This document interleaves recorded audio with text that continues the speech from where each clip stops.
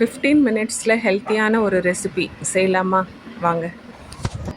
என்னென்னு பார்க்குறீங்களா? வாழைத்தண்டு கூட்டு. ஆமாங்க, இந்த காய் கட் பண்ணுறதுக்கு மட்டும்தான் உங்களுக்கு டைம் ஆகும்.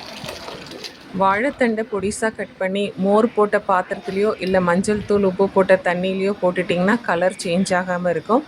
பாருங்கள், வாழைத்தண்டை ஃபஸ்ட்டே கழுவிட்டு அப்புறம் பொடிசாக நறுக்கிக்கோங்க. அது நறுக்கின பிறகு நம்ம அலச வேண்டாம்.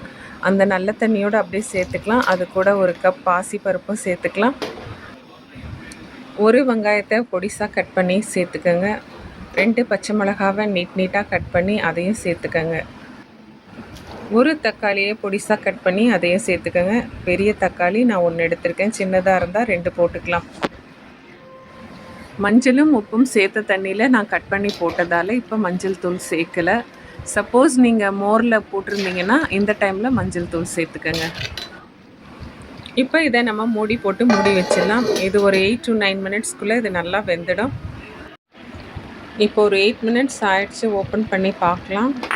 3/4 பாகம் நல்லா வெந்திருக்குங்க. இந்த டைமில் நான் 1 டீஸ்பூன் மிளகாய்த்தூள் சேர்த்துக்கிறேன். இது குழம்பு மிளகாய்த்தூள் தான்.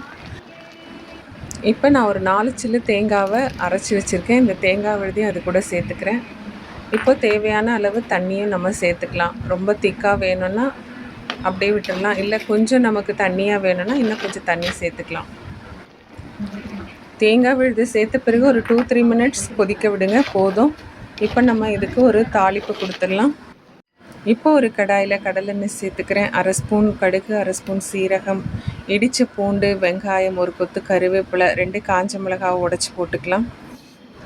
நான் மஞ்சளும் உப்பும் சேர்த்த தண்ணியில் தான் காயை கட் பண்ணி போட்டு வச்சுருந்தேன். அதனால் நான் இந்த டைமில் உப்பு சேர்க்கலை.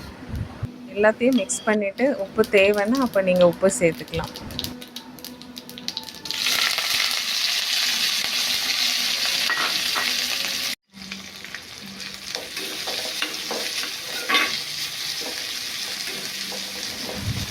இப்போ இது நல்லா வதங்கியாச்சு. இதை எடுத்து நம்ம கூட்டில் சேர்த்துக்கலாம். 1/4 டீஸ்பூன் பெருங்காய பொடி சேர்த்துக்கலாம். எல்லாத்தையும் நல்லா மிக்ஸ் பண்ணி விடுங்க. இப்போ இது நமக்கு சர்வ் பண்ண ரெடி ஆயிடுச்சு. இப்போ நம்ம சர்விங் போயிடலாம்.